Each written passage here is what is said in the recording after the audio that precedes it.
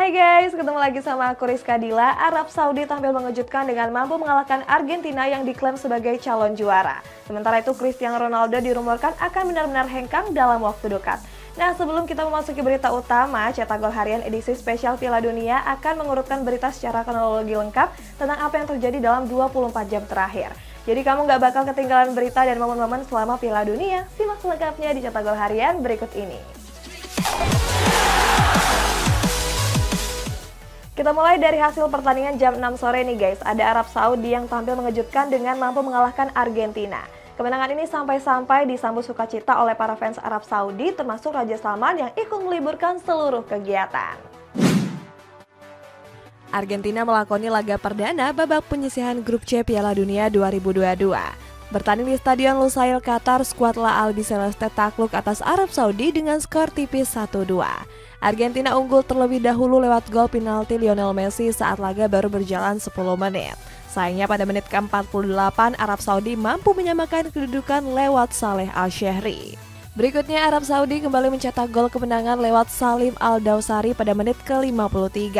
Hasil ini membuat Arab Saudi memimpin klasemen grup C dengan mengemas 3 poin. Mohamed Al-Owais menjadi aktor kemenangan Arab Saudi di laga menghadapi Argentina kemarin malam. Kiper yang kini memperkuat Al-Hilal SFC itu berhasil mencatatkan berbagai penyelamatan gila. Squawka mencatat Al-Owais berhasil melakukan 5 penyelamatan berharga. Catatan itu adalah rekor penyelamatan terbanyak yang sulit untuk dilakukan kiper manapun. Sebelumnya rekor ini dipegang oleh penjaga gawang timnas Belanda yakni Andreas Noppert. Saat itu Noppert mencatatkan 4 penyelamatan saat laga menghadapi Senegal kemarin. Timnas Argentina harus menelan kekalahan di laga perdana Piala Dunia 2022. Saat itu skuad La Albiceleste berhasil dipermalukan Arab Saudi dengan skor tipis 1-2. Kekalahan ini pun membuat Arab Saudi berhasil mematahkan rekor nggak terkalahkan timnas Argentina, yakni 36 pertandingan tanpa menelan satupun kekalahan. Padahal sebelumnya Argentina dijagokan lolos dengan mudah. Banyak penggemar yang mencocokologi Argentina dengan Spanyol yang juara setelah menelan kekalahan di laga pembuka. Terdapat momen menarik dari supporter Arab Saudi yang hadir langsung di Qatar. Sebelum masuk ke dalam stadion, mereka berbondong-bondong membawa atribut kebanggaannya. Gak cuma itu, mereka juga memperagakan selebrasi siu yang merupakan ciri khas Cristiano Ronaldo. Para supporter Arab Saudi juga nggak lupa menyanyikan chants.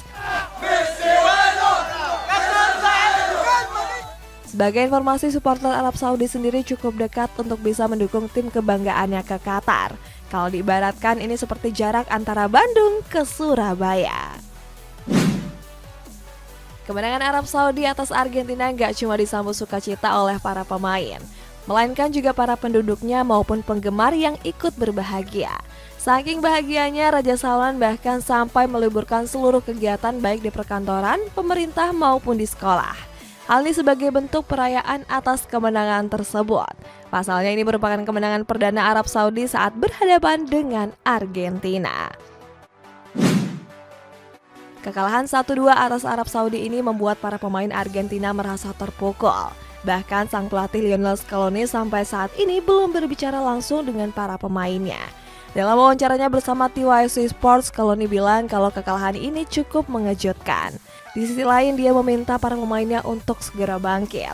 Skuad La Albiceleste sendiri wajib memenangkan 2 pertandingan seandainya ingin lolos. Padahal sebelumnya Scaloni sudah mempersiapkan taktiknya dengan matang. Oke guys, aku mau kasih tahu kalau ada game yang namanya Open World RPG yang seru banget, yaitu Genshin Impact. Jadi game ini cocok banget sih buat isi waktu kalian saat nunggu kick-off pertandingan. Jadi Genshin Impact ini adalah game petualangan di mana kalian bisa menjelajahi dunia yang namanya Teyvat. Terdapat 7 wilayah di Teyvat dan sekarang sudah terdapat 4 wilayah yang sudah bisa kita jelajahi, yaitu ada Mondstadt, Liyue, Inazuma, dan yang terakhir adalah Sumeru. Selain itu terdapat juga 7 elemen, yaitu Anemo, Cryo, Pyro, Hydro, Geo, Elektro, dan Geo. Nah, kamu juga bisa menggabungkan elemen untuk menciptakan elemen reaction yang akan membantu kalian dalam combat. Contohnya nih ya, ada Hydro dan Dendro yang akan menghasilkan Bloom yang memberikan damage ke musuh kalian. Di versi baru 3.2 akan terdapat musuh baru yaitu Scaramouche the Ballader yang berusaha untuk menjadi seorang dewa. Kita akan berusaha untuk menghentikan Scaramouche dengan bantuan dari Nahida Sandendro Archon. Terus ada juga berbagai event di versi 3.2 yang bisa kalian ikuti untuk mendapatkan berbagai reward menarik, seperti Outside the Canvas Inside the Lens untuk Primo Games dan Mora. Dan kalau kamu mau mendapatkan karakter Doris secara gratis, kalian bisa melatih Fungi dan menjadi juara dalam kompetisi di event Fabulous Fungus Frenzy. Tidak ketinggalan ada karakter baru bernama Layla yang memiliki elemen Cryo. Jadi Layla merupakan seorang peneliti di akademinya yang terlihat kelelahan karena penelitiannya sendiri. Di versi ini juga ada rerun untuk karakter Yaemiko dan Tartaglia. Langsung download Genshin Impact secara gratis dengan link yang ada di description dan nikmati berbagai event menarik di versi 3.2. Jangan lupa pakai redeem code untuk mendapatkan 60 Primo Games dan 5 Adventures Experience. Lanjut ke pertandingan kedua di jam 8 malam nih guys, ada timnas Denmark yang gagal meraih kemenangan setelah ditahan imbang Tunisia dengan skor kacamata. Walaupun begitu pelatih mereka Kasper Julman justru merasa puas dan mengapresiasi para pemainnya. Timnas Denmark gagal meraih kemenangan di laga perdana babak penyisihan grup D melawan Tunisia. Di laga tersebut skuad tim Dinamit ditahan imbang dengan skor kacamata. Pada laga ini Denmark tampil menyerang dengan mencatatkan statistik mencengangkan. Mereka mampu melepaskan 11 tembakan di mana 5 tembakannya mengarah ke gawang. Sedangkan Tunisia cuma bisa melepaskan total 13 tembakan di mana cuma 1 yang mengarah ke gawang. Pelatih timnas Denmark yakni Kasper Julman menurunkan Christian Eriksen sebagai starter. Gak disangka Eriksen mampu memberikan kontribusi di lini tengah skuad tim Dinamit. Padahal sebelumnya gelandang Manchester United itu mengalami sakit jantung di Piala Euro lalu. Banyak media yang memberitakan Eriksen akan pensiun dari timnas Denmark. Namun setelah 528 hari, Eriksen pun kembali berseragam Denmark. Saat itu dia nggak menyerah dan ingin bangkit pasca mengalami sakit jantung. Walaupun gagal memetik 3 poin penuh, pelatih timnas Denmark yakni Kasper Julman justru merasa puas. Dia menilai kalau para pemain sudah menunjukkan permainan terbaiknya. Dalam konferensi persnya, Julman mengatakan kalau dia akan berbenah dan memperbaiki kesalahan. Julman pun meminta anak asuhnya untuk bisa terus meningkatkan kepercayaan diri. Di sisi lain, Julman membantah tuduhan yang menyebutkan kalau dirinya meremehkan Tunisia. Dia bahkan menyebut Tunisia sebagai tim kuat dan menjadi pesaing untuk lolos di grup D. Berikutnya di pertandingan ketiga di jam 11 malam ada Polandia yang juga gagal meraih kemenangan setelah ditahan imbang Meksiko dengan skor 0-0. Keberhasilan Meksiko menahan imbang Polandia nggak terlepas dari peran Guillermo Ochoa. Saat itu guys, dia berhasil mengawal sepakan penalti dari Robert Lewandowski. Timnas Polandia menjalani laga perdana Piala Dunia 2022 dengan hasil kurang memuaskan. Pada laga tersebut, Robert Lewandowski dan kawan-kawan ditahan imbang Meksiko dengan skor kacamata. Pada laga ini sebenarnya Polandia berkesempatan mencetak gol lewat tendangan titik putih Robert Lewandowski. Sayang bomber Barcelona itu gagal setelah sepakannya ditepis Guillermo Ochoa. Hasil ini pun membuat Polandia harus tertahan di peringkat kedua klasemen sementara grup C. Mereka terpaut 2 poin atas Arab Saudi yang kini memuncaki klasemen. Keberhasilan Meksiko menahan imbang Polandia nggak terlepas dari peran Guillermo Ochoa. Kiper klub Amerika itu berhasil menghalau sepakan penalti dari Robert Lewandowski. Hasilnya Ochoa pun mencatatkan rekor sebagai kiper tertua yang berhasil melakukan penyelamatan penalti.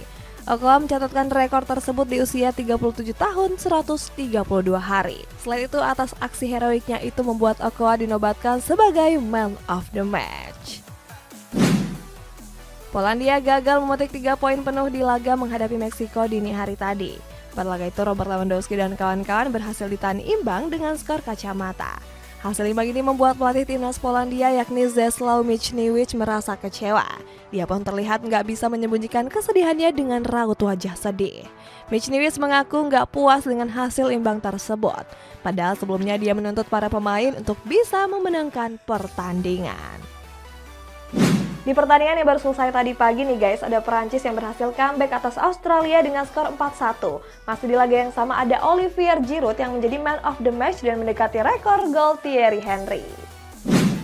Timnas Perancis melakoni laga kedua di babak penyisihan grup D Piala Dunia melawan Australia.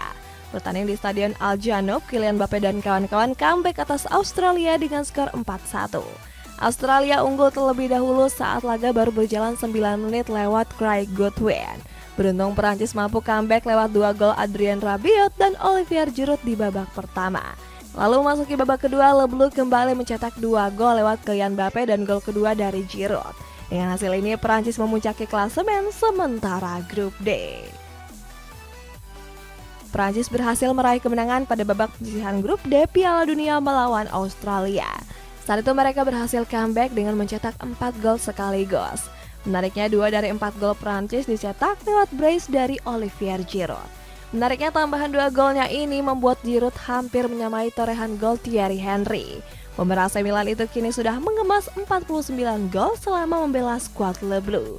Artinya Giroud membutuhkan 2 gol lagi untuk bisa menyamai torehan tersebut.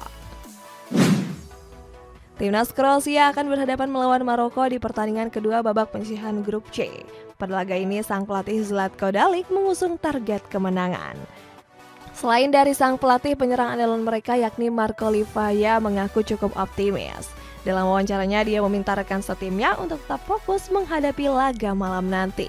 Selain komentar dari Livaya, Andrej Kramaric juga turut memberikan komentarnya. Bomber TSG Hoffenheim ini mengatakan kalau para pemain Kroasia punya kualitas dibandingkan Maroko. Oke guys, kita masuk ke hasil persiapan buat pertandingan hari ini. Ada Hansi Flick yang memuji kualitas pemain Jepang.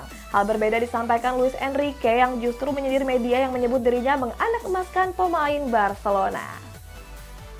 Timnas Jepang akan berhadapan melawan Jerman di laga pembuka grup E malam nanti. Pelatih Jepang yakni Hajime Moriyasu mengatakan akan terus mengikuti arus. Moriyasu mengklaim kalau mereka akan mencoba beradaptasi dengan situasi. Sementara itu hal berbeda disampaikan pelatih Jerman yakni Hansi Flick. Mantan pelatih Bayern Munchen itu memuji kualitas skuad negeri matahari terbit. Walaupun begitu, Flick mengaku siap menghadapi laga tersebut dan sudah mempersiapkannya dengan baik. Dan inilah jadwal lengkap Piala Dunia untuk malam nanti dan dini hari.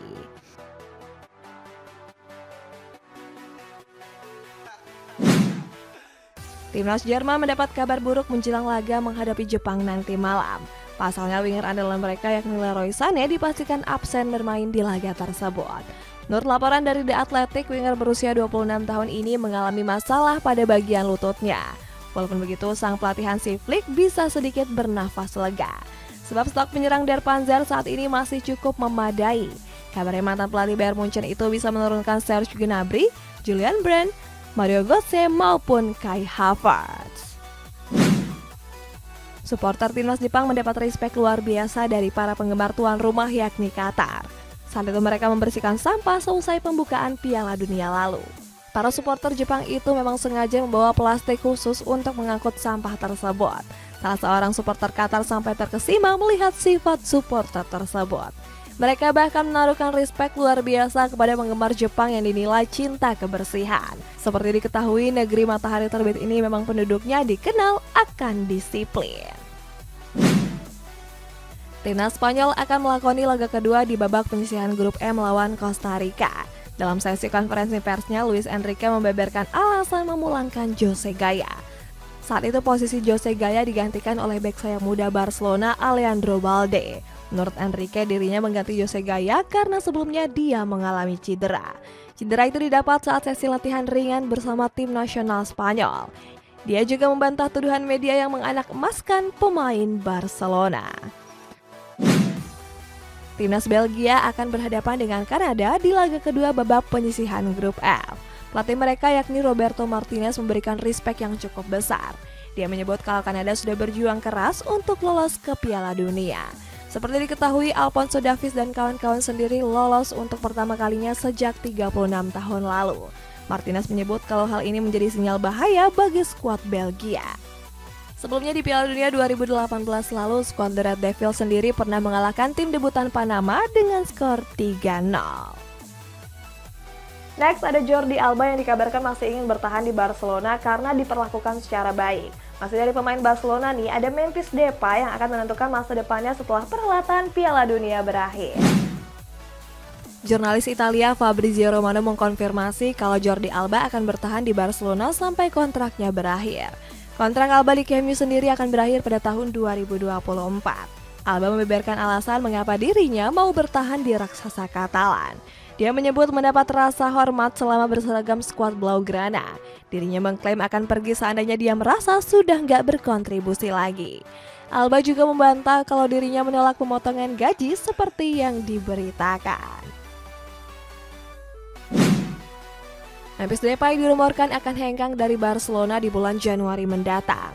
Akan tapi gelandang asal Belanda itu langsung membantah rumor tersebut mentah-mentah. Depay menyebut kalau dirinya masih belum mengetahui masa depannya di Barcelona. Pasalnya dia ingin fokus menikmati Piala Dunia 2022 yang saat ini sedang berlangsung. Dia pun baru akan memberitahu masa depannya setelah perhelatan Piala Dunia berakhir. Manchester United berterima kasih kepada Cristiano Ronaldo yang sudah berjasa besar selama 2 musim. Di kabar terakhir, ada timnas Indonesia yang merilis skuad sementara untuk persiapan Piala AFF di mana terdapat 2 nama pemain naturalisasi. Cristiano Ronaldo dilaporkan akan hengkang dari MU sesegera mungkin.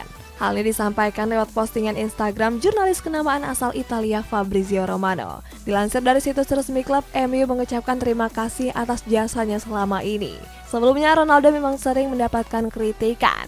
Salah satunya ada Vincent Kompany yang mengejek Ronaldo sebagai pemain pelari. Cristiano Ronaldo mendapat kesempatan bertemu dengan mantan rekan satu timnya di Real Madrid yakni Pepe. Saat itu Ronaldo terlihat menggambar wajah Pepe dengan menggunakan spidol. Walaupun lihai menggiring bola di atas lapangan, Ronaldo nampaknya nggak ada bakat menggambar. Gambar yang dilukis sang mega bintang itu justru terlihat sangat aneh. Melihat wajahnya dilukis aneh, bek tengah FC Porto ini pun cuma bisa tersenyum. Sedangkan Ronaldo justru merasa puas dan tertawa terbahak-bahak. Pep Guardiola dilaporkan sudah menyetujui perpanjangan kontrak dengan Manchester City. Kabarnya pelatih berkepala pelontos itu akan memperpanjang kontrak selama 2 tahun ke depan. Itu artinya kontrak tersebut akan berakhir sampai tahun 2025 mendatang.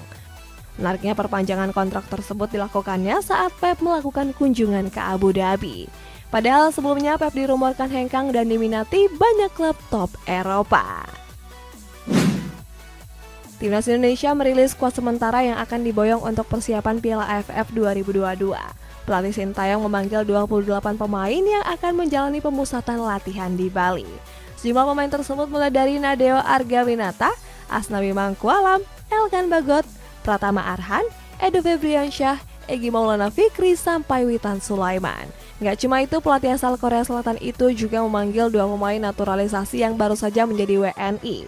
Mereka adalah Jordi Amat dan Sandy Walsh.